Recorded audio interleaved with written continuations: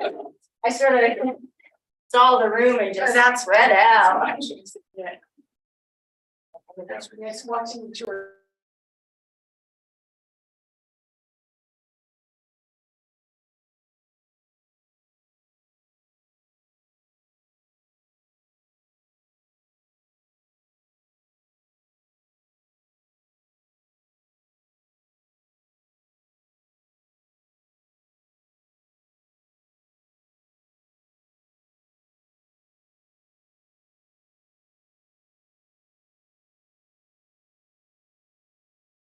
Great, You're live. thanks. All right, we're gonna call the policy committee meeting to order at 6:31.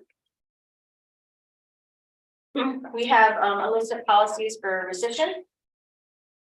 Everyone should have the notes from Shipman and Goodwin. So we will start with the first policy 5090.4.2, freedom of speech / written and oral expression. Shipman and Goodwin say the policy is not necessary. They recommend appeal. If we wish to retain a policy, they recommend internal review to make sure that we are in compliance with the First Amendment. We did look at this once before and we requested another review by Shipman and Goodwin to make sure that the components within this policy are covered by other existing policies. And Shipman and Goodwin came back saying between other policies and the various handbooks, it was determined there is enough coverage and the original recommendation to repeal this policy stands.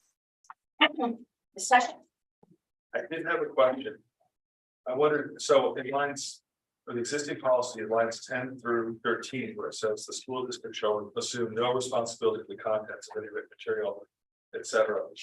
Are we covered in other areas of policy? That seemed like a pretty good protection. It's a good question. School district shall assume no responsibility. That's all I need to do.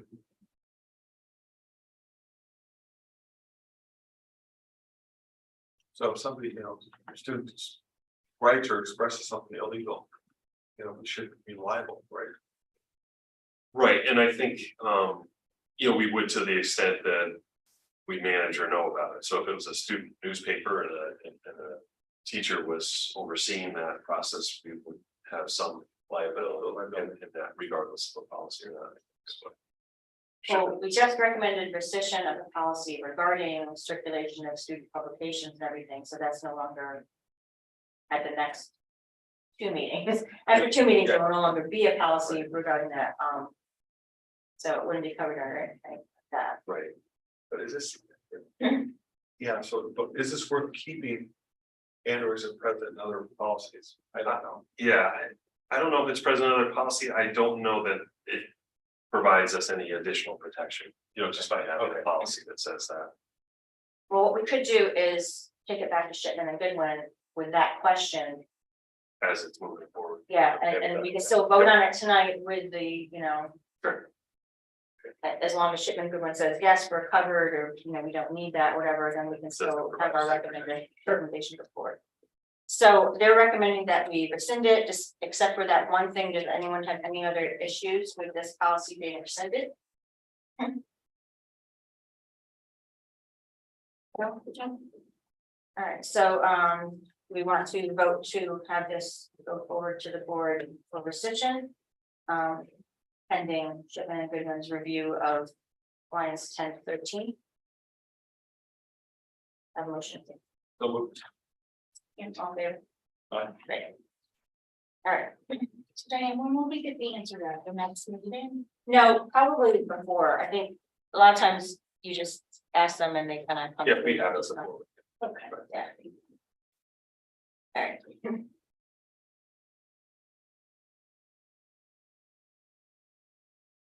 All right, so then the next policy is policy number 5100, co-curricular and extracurricular activities. Shipman and Goodwin say the policy is not mandatory and they recommend repealing it. If we wish to retain it, they recommend internal review to determine if the policy is being implemented. So I would kick this over to Dr. Cook. Yeah, we felt comfortable rescinding it. We have procedures in place with the schools for any of the activities. It's kind of like administrative procedures. Right. Okay.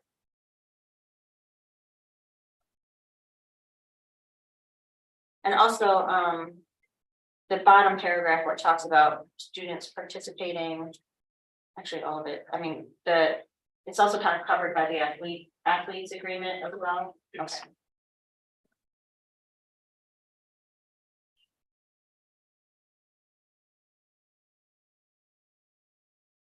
All right, so then, shall we recommend to rescind this board to the board?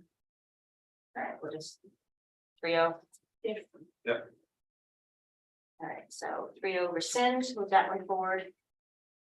Policy 5100.1 student organizations.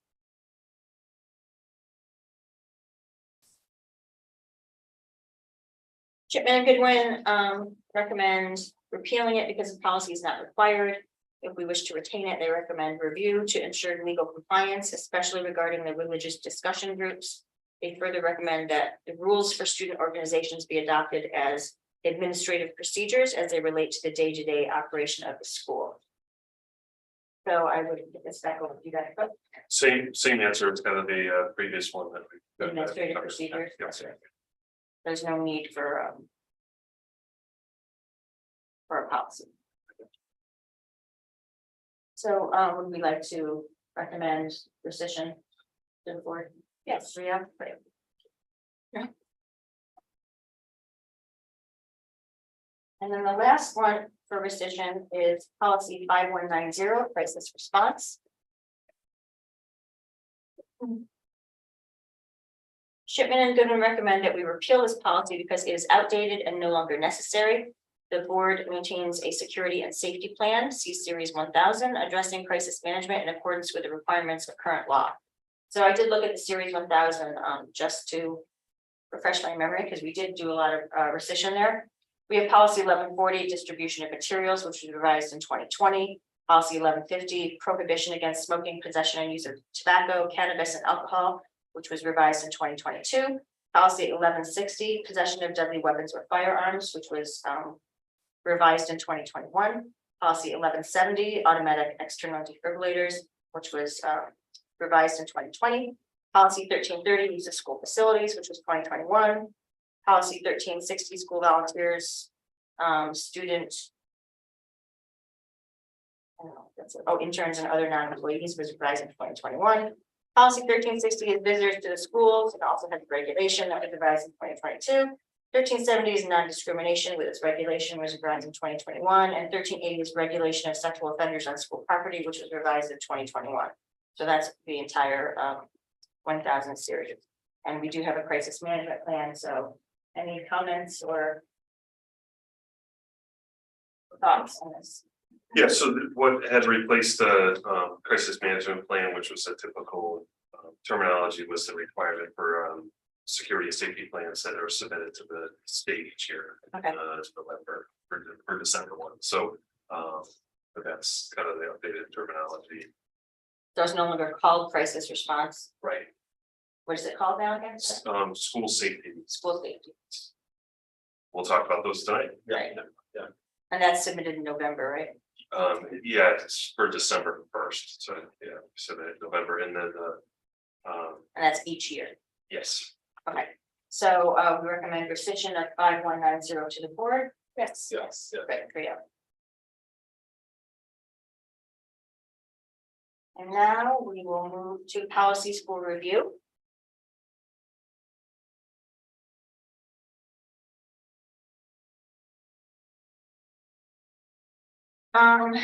So.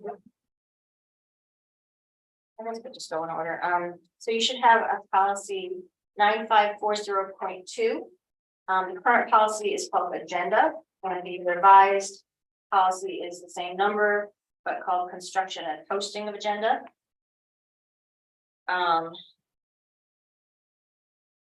So Shipman and Goodwin say that last year, the Connecticut legislature passed a law allowing public agencies to hold public meetings that are accessible to the public through electronic equipment or through electronic equipment in conjunction with in-person meeting or hybrid meetings until April 30th, 2022. On May 5th of the same year, Governor Lamont signed into law Public Act number 22-3, which removes the sunset date and allows public agencies to continue to hold remote and hybrid meetings as long as they comply with the requirements under existing law. Board should note that while they are not required to hold remote or hybrid meetings, if a board member wishes to attend board meetings remotely, the board member has the right to do so. In light of the new law, the following bylaws have been further revised. So that was part of the revisions that were done in this. So does anyone have any comments regarding agenda? Policy 9540.2. I had a comment, but if anyone else wants to start, I don't have to start. I believe we talked about it last time. Oh, I'm sorry. Yeah, I think we were saying the same thing. Go ahead, Bob. My recommendation would be to not use the optional language. You know, I feel citizens would have a voice to the board if they were asking for an agenda topic that I believe the board would accommodate that, but it sounds like to me when I read this that there is not an avenue for the board to not put an item on the agenda, so you could have maybe almost like a continuing request for the same thing. Right. That would happen. Yeah, I agree. I had thought the language had something about the board would consider what was not obligated, but this would be an obligation, and therefore I agree. Well, I mean, we could reword it to say that. So that, you know, we are giving. Well, the first thing that I thought was that we would revise, if we were to keep it, revise it so that, number one, it wouldn't say town residents and or taxpayers. We would use the same terminology as in another policy that we're looking at where you use the word elector.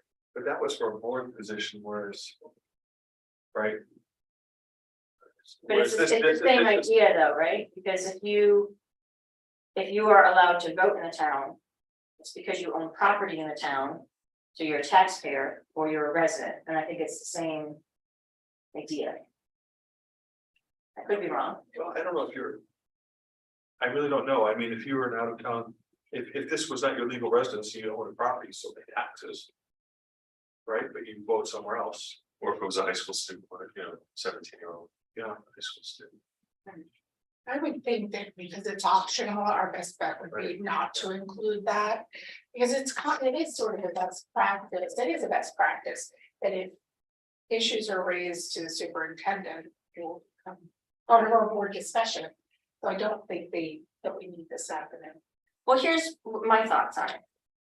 When we're looking at board members requesting things to be put on the agenda, there's two avenues. One is that they could request it, right, and it's considered, and then either the chair and superintendent do it or not. Or 3 board members would have to request it in writing, and then it is either added to that agenda or a special meeting happens. So if it takes 3 board members, I feel like if we were to allow the public to say, hey, we want this on the agenda, then it would take more than one person, right? So then, you know, would we want to, and just thinking aloud, say like, well, like you have to have like 10 people signed on a thing saying we want this on the agenda or whatever. You know, so it's not just like one person who's got one issue that they want on the agenda. So that's a thought, if we want to have an avenue for the public to place something on the agenda. But at the same time, I agree that, I mean, I would hope that if they bring something to the board, you know, through the website or through email or to the superintendent or to the board chair, that it would either find resolution or become an agenda matter because the board wishes it to. Yeah, I think you have to presume some good faith on the board is wanting to represent the public. Right. So I do think we're pretty responsive. But looking at forward, we will not always be the board. True. So, you know, if we're thinking, you know, maybe in the future, there's a board, you know, that are, you know, grumpy old people. I don't mean old, I mean grumpy. Right. So, but I was thinking grumpy old men, but that's. So you want a mechanism that would, That would sort of give it an avenue. So if there is something that, you know, a lot of residents say, hey, we really want this addressed and you guys are not addressing it. I feel like there should be some sort of avenue. something short of imposing eminent election. Right. Yeah. Yes. I would feel that would fall under the superintendent to police that, and I don't know that we necessarily need it. Because even if we had a grumpy old board, and in future, we will still have, and always have responsible superintendent that. However, not every superintendent is the same. I think it's the same thing. Just like we can't say, we will always have a reasonable board, we won't always have a reasonable superintendent perhaps. No offense. Okay. I would, if we want to include this optional section, I would change the language to say the board will consider the issue. As opposed to. The board will decide at which future regular meeting date the item will appear. Yeah, I would say okay, so here's an option. Let's see, we could. Make it so there's an avenue with the change with some changes like you're suggesting. And then we could put it forward to the board and then have a bigger discussion at the board level, right? And then it can always get kicked back to committee for a change, it doesn't have to go to vote. But I kind of feel like we need more than just our committee voice on this. Is there anything else in this item that is critical to pass soon? Quickly? So the only other thing that I had brought up last time was under construction of agenda, the old the current policy says that the superintendent is in cooperation with the chairperson and like the whole executive committee. And the new one just says the chairperson. And so, and again, there's that fail safe of, well, you can get 3 board members to submit and force it to be on the agenda. But I guess I just like the fail safe of that the entire executive committee, not that they need to say something, but they have the opportunity to. So the current wording is the superintendent in cooperation and communication with the board chairperson and executive committee of the Board of Ed shall prepare the agenda. And the new one is the superintendent in cooperation with the chairperson of the Board of Ed shall prepare an agenda. So I just like the inclusion of the executive committee as it is in the policy now. Thoughts?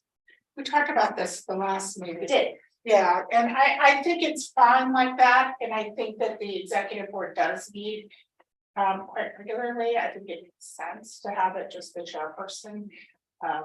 And everything is discussed with the executive committee as they, how often do you meet, Galen?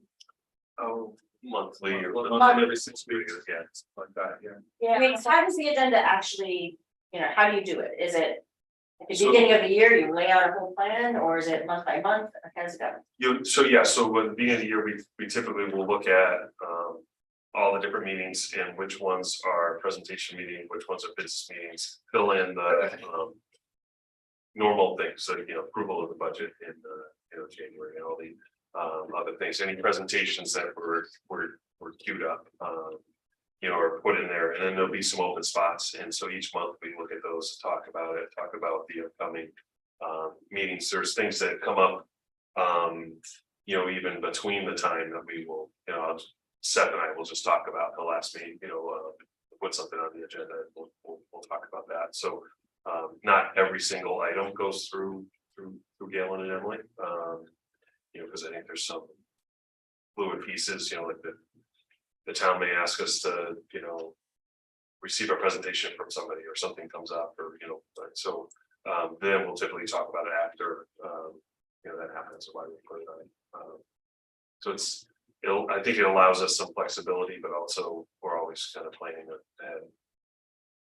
So I guess how can we word this so that it's flexible, but yet includes the executive committee? Well, it sounds like that's the verbiage right now, that it's supposed to be the entire executive committee, but that isn't realistic and that isn't working. So it really, the change really reflects the way the board's been functioning. I guess I just wonder, that's this current board, Yeah. but in previous boards, and I don't have the answer to this. And that's not here. But, I don't know how it worked previously, if there was much more voice from the executive committee. I think it depends on the chair. It depends on the chair, it's a short answer. How has it worked with you in the past, Dr. Cook? Is it usually you're doing it in conjunction with the agenda, in conjunction with the chair, or the whole executive committee on everything?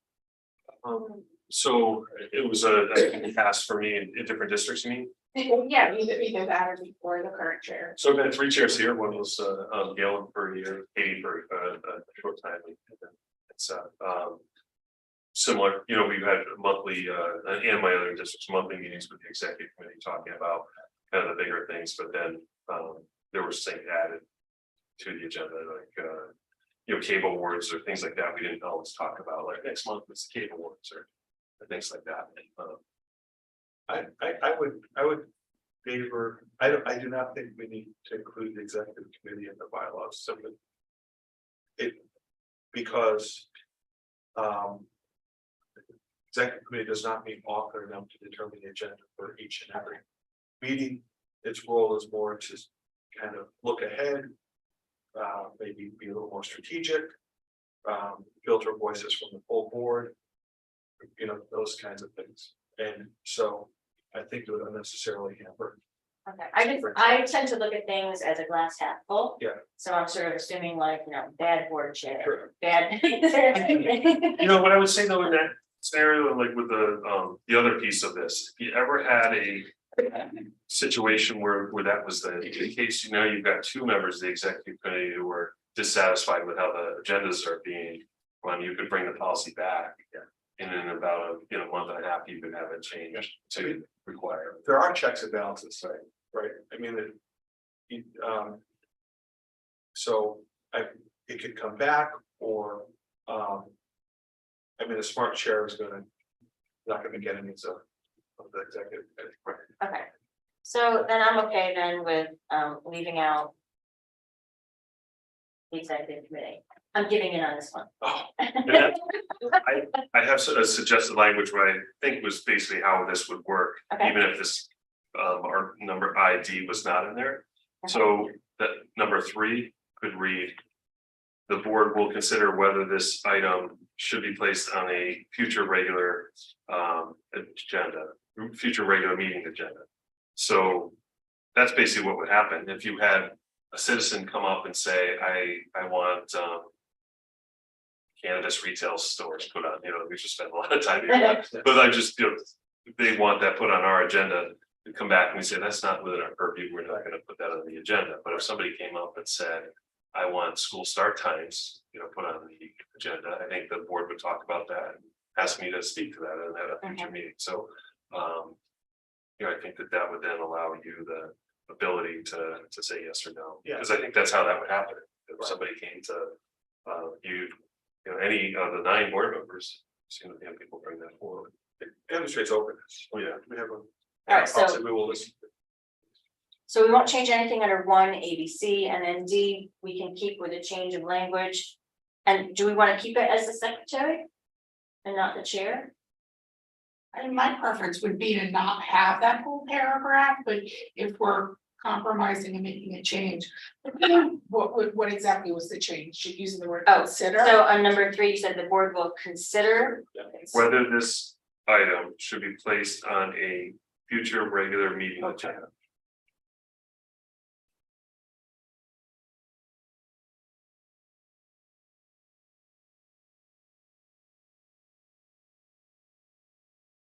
We could even then say if the board decides not to place it on the agenda, that will be communicated to this citizen, Okay. the requesting citizen. Isn't number 2 say requiring that, let's see, It's just saying that if a town resident wants to request an item, then they must make the request in writing to the right? secretary of the board. And then are we good with that with the secretary of the board? With a copy of the request to the superintendent, the secretary of the board will present the written request to the board at its next regular meeting. And the board will consider whether the item should be placed on a future. I don't even know why it would be discussed at our next meeting. Why the secretary would necessarily present. Well, I think it's because the entire board would want. But To weigh in. it could be something that, you know, kind of the example that you used, that doesn't even necessarily belong in a conversation at a Board of Education meeting, and now it's being brought up at the Board of Education meeting. So it's essentially getting it on the agenda, even though it wasn't on the agenda. So maybe it should be up to the executive committee That's a good. to review, That's right. to see if it Yes, should be brought up at a meeting to be on the agenda. okay, that's good. Can you wordsmith that, Joe? Instead of us hashing through it, I think you do a better job. All right, so. So cross off two and say to executive committee. It's a good catch point, yes.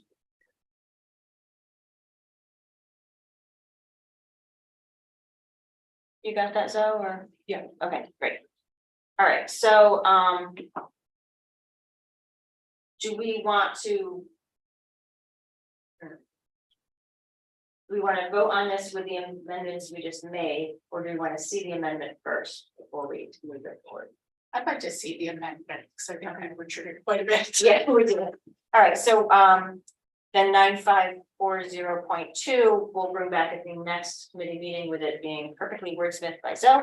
And then, go from there with that. So it will be tabled first night.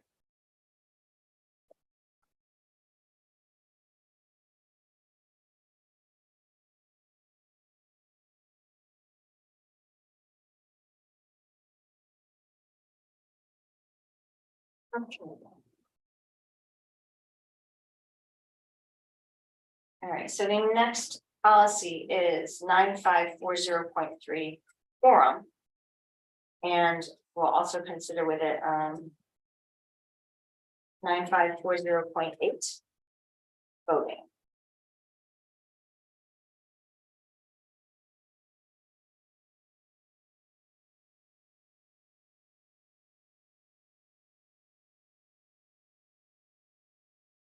So the current policy 9540.8 voting method and 9540.3 forum are the current policies. And then we have a revised combination 9540.3 forum and voting procedures. So it combines the two together.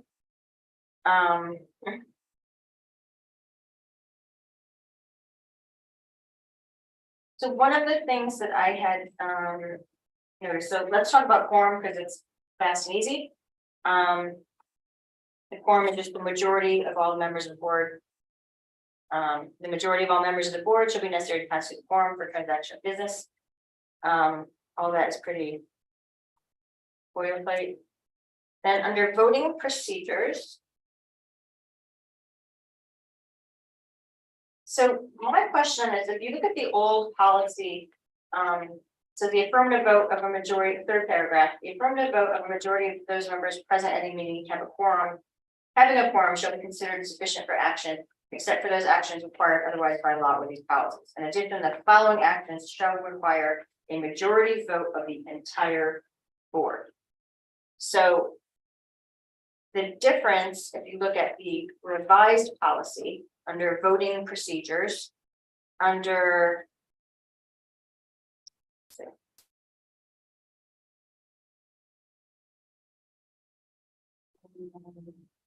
doesn't actually say. It sounds like it's just a majority vote. Doesn't say like if it majority vote of those present versus majority vote of the entire board. And so that is slightly different. Can you put a line number on that? I'm sorry, Can you give me the line number that you're looking at, new version? the newest version,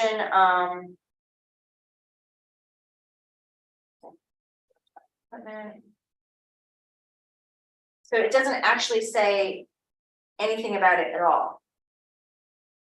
It just talks about, you know, the votes that you can vote, you don't have to vote, you can abstain from voting, you can explain your vote. But the old policy specifically says majority vote of the entire board. I actually had a problem with that because I mean, does that mean everybody has to be in attendance? It's sort of like, what's the point of quorum then? What's the point of quorum? Yeah. Exactly, right. Okay. So the existing policy, However, it talks about the following actions that, I think that it's specifying with the following things that you must have a majority vote of the entire board and not just of the quorum for negotiated personnel contracts, I see. annual budget. Yeah, I see. So if there's 7 people present, you'd have to have something of 5 on Yeah, this so side. I like the old policy because of that, because if you have a board meeting where only 5 show up, Right, and then you have three. you could have 3 people carrying the contract vote or the budget vote or the, I mean, I doubt that would ever happen, but it could. Right. Right? So I think I like the wording of that. And maybe we should keep that in and add it into this new policy 9540.3. Thoughts? Because also there's approval of the annual school calendar in there. All right, I didn't say it like that, but you know, I mean, it's just, you know, like course of studies, these are all like very, it's a big. I would not include the line item transfers. Because line item transfers occur at every single meeting, pretty much, so I would not include that one in that. But I do like the idea of the budget, you know, the calendar, the personnel contracts, all of these other things seem important enough that you should have more than 3. You know what I'm saying, like, Yeah, okay. Are there any, okay, so. If we, right now, let's say, we stipulate that we should have a majority vote of the entire board for big issues, recurring issues like this. Mhm. And that's debatable, we could talk about that in a minute. Are there any additional big votes that should be added to this list? I would advocate for something to come off the list, Like line item transfers?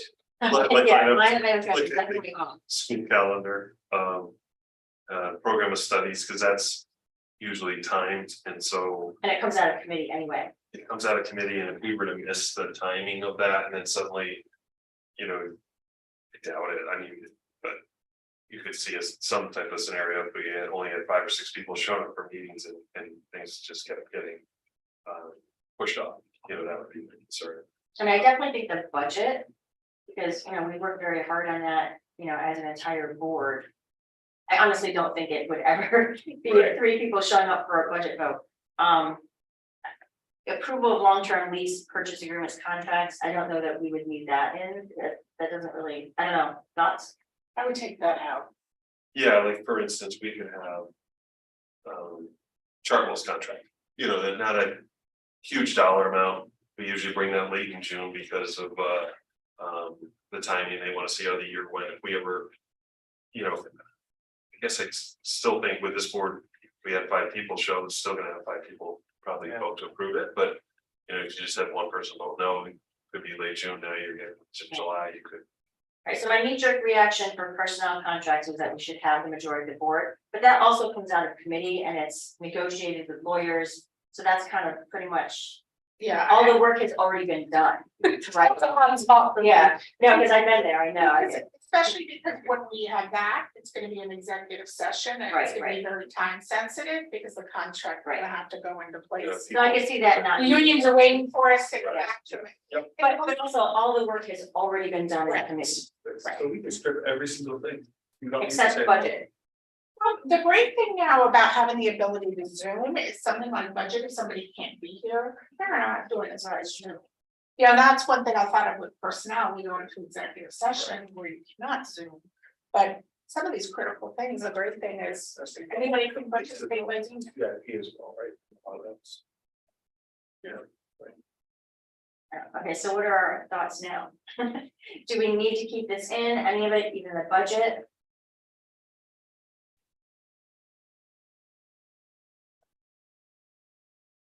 I still kind of feel like the budget should have, That's the big. of all of them, you know, most of them are worked out in committee, but the budget. Even though we work on it as a board together, I think the final vote should be a majority of the board. Thoughts? That's fine with. So we can add that in then, let's see. Is there anything else in the revised version of 9540.3 that anyone has issues with or needs to discuss? The only thing that I thought was kind of iffy was under 2 voting procedures, letter G, just that you have to take it by roll call unless the vote is unanimous. I feel like I don't know if that's necessary to say that because it's kind of like if everyone's here but one person is remote, you really have to do a roll call of everyone else, or you just get the remote person. You know what I mean? But if it stipulates, you know, in your bylaw that you have to do it, then I think you have to do it. So, I feel like, any chair is gonna take an accurate vote, so I feel like that's not necessary, but I don't know if there's some sort of legal reason for keeping that in, then we could ask Chip in a good one. if That we might keep that be in. one to ask, because I've seen it multiple places. So have I, and I don't know if it's just why. the best practice, Right, because right, let's say we were back to. Or we had a Zoom meeting, and we took a vote and all you just hear is ayes. Aye, The that's right. public could not tell. That's right. If it's Voice voice or or 8 ayes in one day, yeah, right, like the public would not be able to tell. Or what, if you have one person or even two on, you could probably tell, but I think it was a whole Zoom meeting, so I think that's why it's probably like that. We haven't been doing that, obviously. but it says any vote taken at a meeting during which a board member participates by means of electronic equipment shall be taken by roll call. I think if you can visually identify. The eye, that's different from just a chorus of. Ayes and nays. Yeah, let's ask Shipman a good one. We don't need to pick it out. It appears again in meeting conduct, the exact same language. Right. I'm gonna hazard a guess that it is a legal requirement of remote attendance in public meetings. Yeah, that's what I'm guessing too, so, all right, I mean, we can ask him, but. I'll double check with him, certainly. Okay. All right, so then, if we could put in, if everyone wants to, the affirmative vote of a majority. Let's see. So the statement in the old policy is the affirmative vote of a majority of those members present at any meeting having a quorum shall be considered sufficient for action, except for those actions required otherwise by law or these policies. In addition, the following action shall require a majority vote of the entire board, and that would be approval of the annual budget. It also says special appropriations. Do you think that we need that? I don't, you want to keep special appropriations in, thoughts, Dr. Cook? I would take it out. Well. Except sometimes they can be controversial. So, I'm not gonna die now, right, but my initial impulse was like, it was a big decision, show the majority of the board. I don't know, Yeah, kind of wishy-washy on that. I could defer to Dr. Cook's. I mean, example of special appropriation, that would be, Armed guards, so we did that, this past year, we did the armed guards.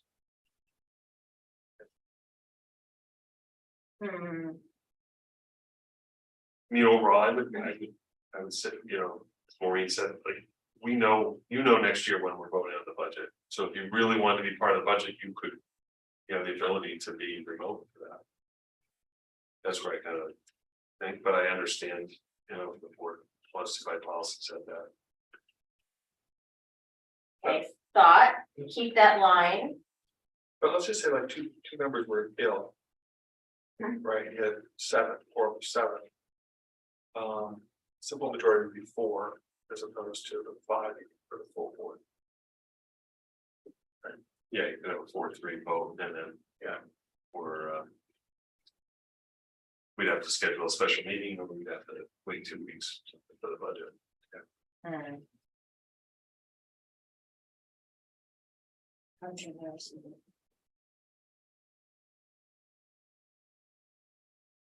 We can think about it and bring it back next week. Sounds good. Sure. Everyone all right? Yeah, sure.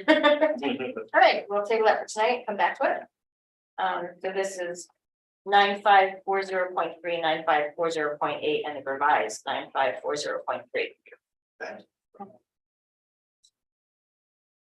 By the way, I just had a quick question on the old, this is out of curiosity, I don't want to hold anybody up. And the old bylaw, the current policy, any member may request that his or her vote be changed if such a request is made prior to consideration of the next order of business. What the heck? I think that's actually in Robert's rules. All right. I mean, I could look it up for you, All right. but I'm pretty certain that it is. But I mean, it's like. I don't know that anyone ever does it, and the votes tend to move pretty quickly anyway. Most of the discussion is had anyway, after the second and before the vote. All right, so the next one is policy 9540.2, agenda. And the new policy 9540.2, excuse me, the revised policy, construction and posting of agenda.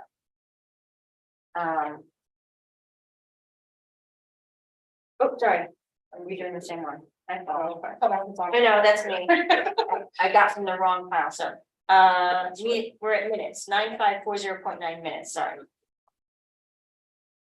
So we have a current policy and a revised policy, and, so my thoughts on this one, first of all, is, I mean, Robert's Rules has a whole thing about minutes, and,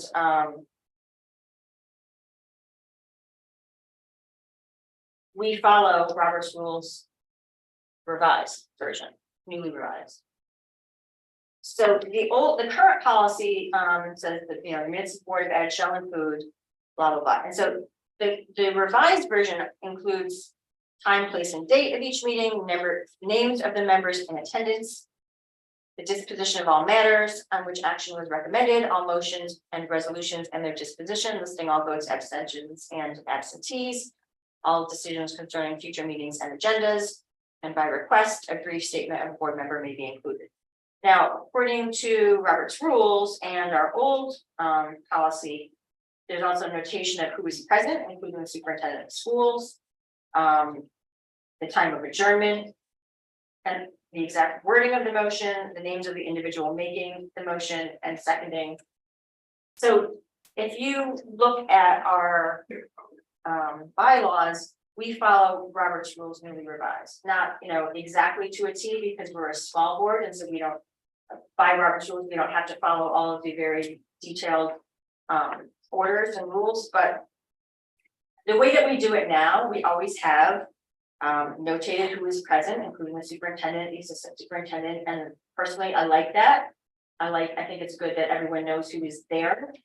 You know, obviously the Board of Ed members are, but I think it's good to have, you know, we have guest speakers, they're listed, I like that.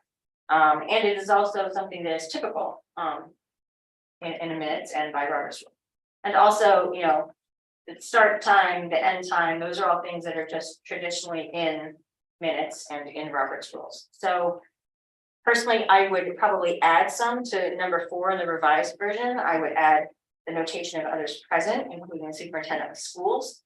I would add the time of adjournment. Does anyone else have any thoughts on this? I do, I think it's consistent with townwide practice to include the things you mentioned. I think there was a memo. I remember a memo a couple years ago. Requested minutes to be in this format and listing. Attendance. But so, you know, maybe I certainly don't have a problem including attendance. The bylaw that comes forward from Shipman, it just includes everything that you need to have in your minutes to comply with FOI laws. Okay. That is why it's more, you know, that's why that is what you legally have to have. I see, so, okay, so we could just, But attack these the things. policy, yeah, we could just maintain the minimum policy and then add more as desired, right? I guess it's just, my beef with it is that we say we follow Robert's Rules newly revised, and then according to this, we don't have to, you know? So I mean, we already have it in our policy, it's something that we always do, it's what our town does. I don't say, we don't need to like include everything, but I think I would like to keep in, you know, the notation of others present, I would like to keep in the time of adjournment. I agree with that. Sounds good. Okay, so we can just add those, because the time, place, and date is already there, members present by name, that's already there.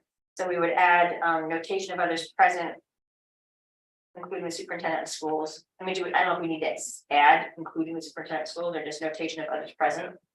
Thoughts? I would put superintendent just. All right, so we'll a bit keep more it- respectful. Keep the wording of that line in it, and then I think the exact wording of the motion is pretty much covered by all motions and resolutions. Blah, blah, blah. So we don't have to add that, but I would say time of adjournment. So just add the 2. Does anyone want to add anything else? No, the independent, and you notice is that the new version is passive voice. Okay, It shall be kept as opposed to the old version says the secretary shall. But doesn't work there. Okay, Oh, we should correct that. You're sitting in 2 different spots. It's, No, I'm saying the current policy oh, designates the secretary as being responsible for complete and accurate minutes of all meetings, and the new version just says it shall be done.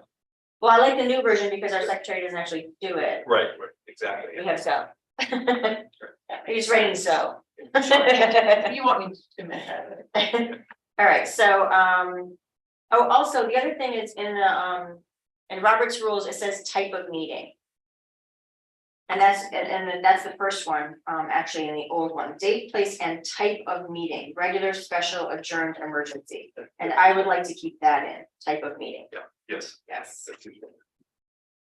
All right, so under 4A, we'll add type of meeting, and then we'll add, under the names of those in attendance, add the notation of others present. Make that C. I change those underneath. And the time of adjournment would be like G or H or whatever it is. All right, anything else that anyone wants to make a change to in this particular one? So so the other question I had was on number 5, is that a record of votes taken at each meeting shall be reduced to writing and made available for public inspection within 48 hours of the conclusion of the meeting. Is that law? Yes, and that's what's done now. So in Okay. 48 hours, I post what are considered the motions and then complete the minutes. And is this in reference only to Board of Ed general meetings or committee meetings as well? Board of Ed general meetings. Okay.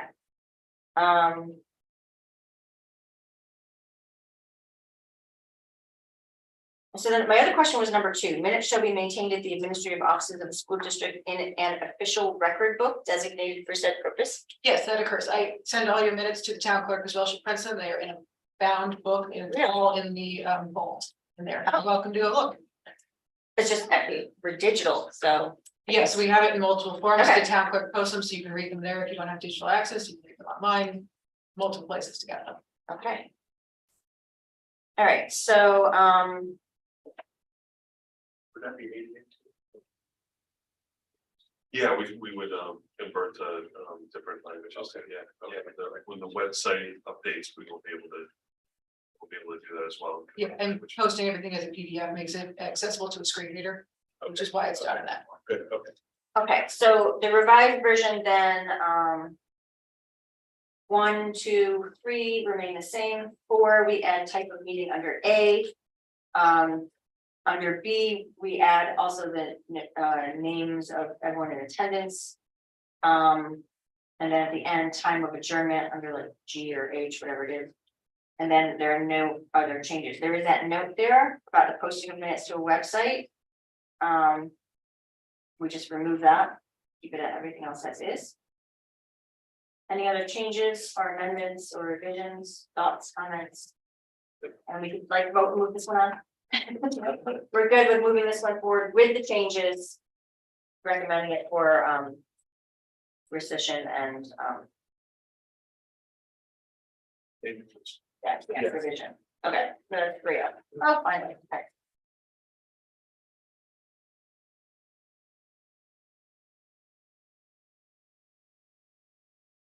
Okay, so now we are up to 9540.10 meeting conduct. We have the current policy. We have the revised policy. So my revision on this one would be under number 2, meeting conduct, letter D, it should be Robert's Rules of Order newly revised. Because that is the official name. And then we had asked Shipman and Goodwin regarding the no smoking thing. Apparently you do have to post the no smoking sign. So we'll just leave that in there. So I'm looking at the second page, number 3, smoking, letter B. So when applicable, a sign notifying the public that no smoking is allowed in the room designated for the meeting will be prominently posted. I had asked him, I thought maybe you didn't need to do that, and they said you can remove the language, but you still need to do it, so we will just leave it in. And again, this is under 4 procedures for board member participation by means of electronic equipment. A4, that's that same wording about the taking the roll call. So I think it's a legal thing, so we just leave that here. And then, on the third page, there's a note about boards that do not wish to provide for public participation by means of electronic equipment may elect to not include the next section, but since we do that, we would be including number 5, procedures for public participation by means of electronic equipment. And then my only other question is if you look on page, I don't know what page this is, it's under letter H, second to last page. After that, it says number 6, public address. It says the following section is optional. And it says public address, the board may permit any individual or group to address the board concerning any subject that lies within its jurisdiction during a portion of the board's regular or special meetings so designated for such purpose. And then there's blanks to be filled in. So our current practice is to allow 3 minutes. So we put in number 3 there, Yep. maybe allotted to each speaker and a maximum of, and if we don't have it. So a maximum of X number of minutes, sorry, there's a bug, to each subject matter. So that would be something that I thought we could discuss. Let's say, you know, as an example, then you would, per topic, you might want to allow, like, if you say, well, 6 people can talk, right? 3 minutes piece, that's 18 minutes. So do we want to put in a maximum number of minutes per subject in order to limit things that we have seen in the past were quite popular, people come and talk about each and every board meeting? Relatively, same thing. Yeah. And you also have the ability to do that at the meeting. So you could at the meeting announce we're only going to have an hour-long public participation today. Right, so the board may modify these limitations at the beginning of the meeting if the number of persons wishing to speak makes it advisable to do so. So do we want to fill in a maximum number of minutes there, or do we want to allow that to be, you know, as needed, depending on the meeting and the subject matter? Thoughts? I think as needed, I mean, I think if you had a topic, say we were reducing something on the budget that was so upsetting to people, we had 20 people come and talk and they all wanted to speak for 30 minutes. That's hard to limit that, you know, that they. I that do. they're gonna- No, I understand. Yeah. So we could just leave it at the 3 minutes per speaker. However, I think we know that we have already seen in the past where like, If it's masking and it's the 10th meeting in a row. right, then we That's might it, want to, right. But again, That's a we can minus. Just let it, that's Right, fine. you would leave the provision, and I guess that would be something that I guess the chair would kind of determine on the. We had language on that, that's the chair reserves the right to limit. So we'll leave it as 3 minutes, maybe allotted to each speaker, we'll cross off and a maximum of blank to each subject matter, and then just leave the board may modify these limitations at the beginning of a meeting. The number of persons wishing to speak makes it advisable to do so. So then under number 2, it said the board member shall be appointed by the chair. Do we want to just say it's secretary because we've already determined that it is the secretary that does it? I would leave it at that, because if our secretary was here, you know, That's true. that could be somebody else. All right, so we'll leave 2, so everything else remains the same. And then the only other thing is, let's see, No boisterous conduct, oh, come on, Diane. it's referring to me. The only other thing is that I believe, according to Robert's rules, if it's a special meeting, topics from the public are limited to agenda items only. But in a regular meeting, it is not limited to that, so I don't know if, it says that, in here. I missed it. Don't think it does, I think it just says. Any subject. That lies within its jurisdiction during a portion of the board's regular meeting. So there's no mention of special meeting. So then I think I would like to add that in, because according to Robert's rules, which we follow, you know, as board members, and we have a special meeting, we limit our own comments to only those topics on the agenda, and I feel it should be the same for the public.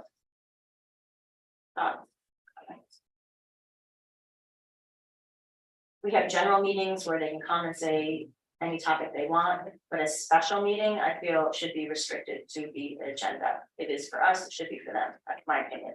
That makes sense, Yeah, you just make it explicit for Robert's rules of orders, which is fine. yes. So do we need to put that in this policy, you think, or? I mean, it would be for emphasis, but it doesn't really change anything. Just trying to figure out where we would put it. Yeah, I just want.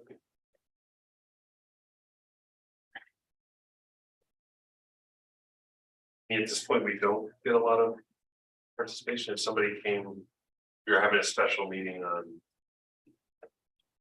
I a know, special meeting could be just because we moved the location too. a special meeting, let's say on Collins and. Hit for Collins and back.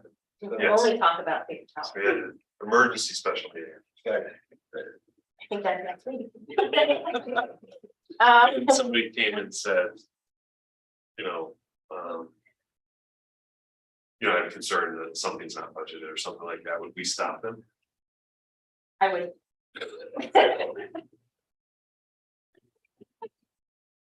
Well, let's leave it implicit then with Robert's rules of order and of discretion. And we don't, because I don't really see a place to put it, okay. All right, so then. To review. Number 2, meeting conduct, letter D, we change it to Robert's rules of order newly revised. And then. Number 6, number 1, we add 3 minutes, we cross off and a maximum of blank minutes to each subject matter, and then everything else stands. Can we agree to move this forward to the board? Yes. Yay!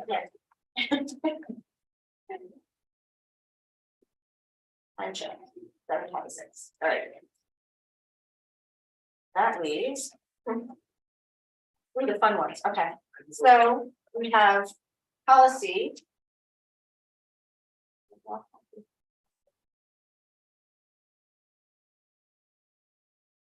Board officer 9420.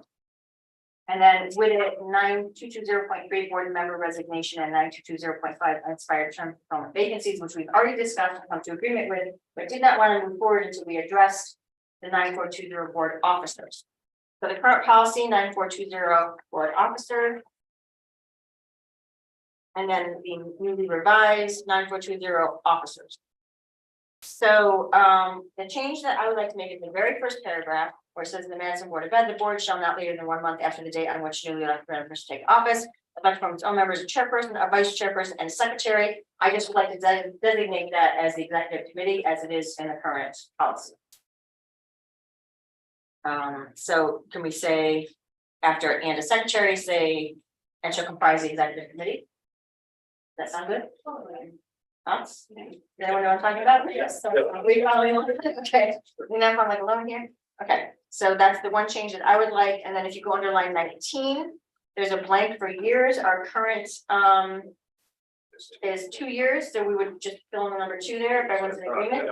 Good.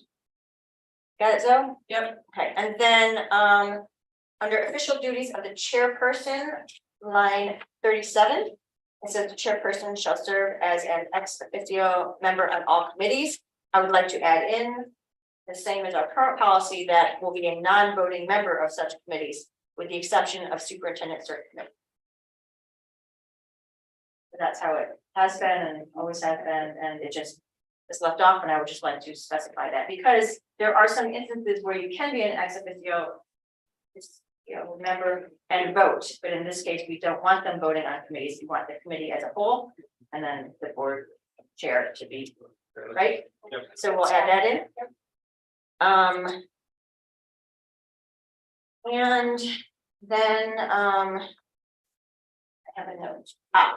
So the only other thing that I didn't see was that if you look at line 43, the chairperson shall perform such other duties as may be delegated to the chairperson by the board. Our old policy specifically says that he or she appoints board members to administrative committees and committees of other agencies like K, Learn, blah, blah, blah.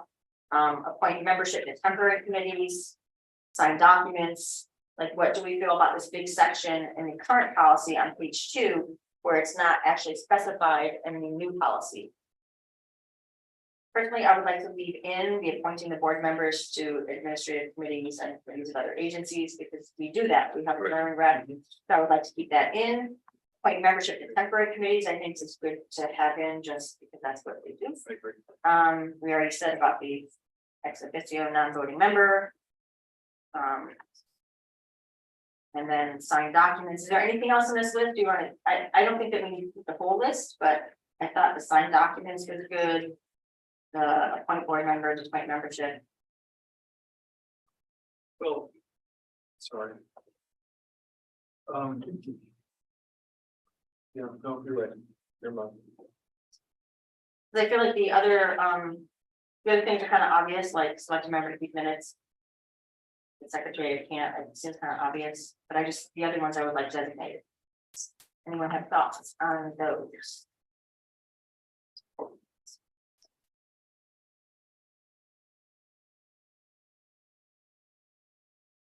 And it does say, appoint the chair and members of all special committees, but it doesn't say. Right, it doesn't say for the regular. You just add special and temporary committees. And that would take care of that. Good? Yep. Right. That's fine, yes, thank you. All right, so the chairperson shall appoint the chair and members of all special and temporary committees. That includes that, and then add a line, appoint board members to administrative committees. And committees of other agencies, state, and regional service center. Do we want to add signed documents? Or is that like? It happens, so, yeah, I think so. Yeah. So All right, so we'll add that in then, so sign, Yeah. sign documents, keep that one. All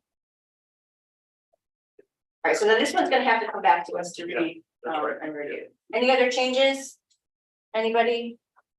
Going once, going twice? Well, I do have a Yes. question. Yes. I do not. Has the chair represented the board deliberations with other boards, districts, or agencies? I certainly hasn't happened. This is in the current policy. Correct. And is it in the new policy? Like, so, Right, so we represent, right, not other towns, but other Right. town boards, districts, or agencies. Are you looking at the new policy? or I'm the looking old? at the old policy. This line is not in the new in the recommended policy. I wonder if it should be there. I see what you're saying. yeah, I think so as well, because you Yeah. could have a All right. situation where we're combining, we're doing something in conjunction with another school district. All right, so add in Yeah, there also. yeah. Represent the board in deliberations with other boards, districts, or agencies unless another member of the board is so designates. Keep Yep, that. yep. Anything else? So we're gonna bring this back, and so if there's more changes, we can do it then. Probably it will be just enough, don't move forward, things that will be tabled. And then I'm just gonna make a quick comment about 9220. Sorry, wrong one. 9710, school district logo and or motto, and 9720 guidelines for use of district logo, board members' name. I put that in just to get the wheels turning on that one so that everyone would read it, discuss it, think about logos, athletic logo, there's gonna be big revisions on that one. So, and that's it. And so we will adjourn at 7:00.